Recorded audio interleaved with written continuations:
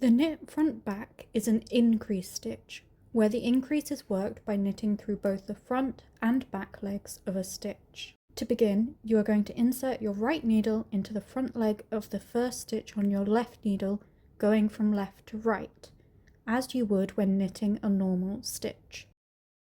You're then going to wrap your working yarn around the right needle tip and pull a stitch through. Unlike when you work a normal knit stitch, however, you are not going to slide the original stitch off of the left needle. Instead, bring your right needle to the back and insert it into the back leg of the same stitch, going from right to left. Again, wrap your working yarn around the right needle tip and pull a stitch through. And this time you are going to slide the original stitch off of the left needle.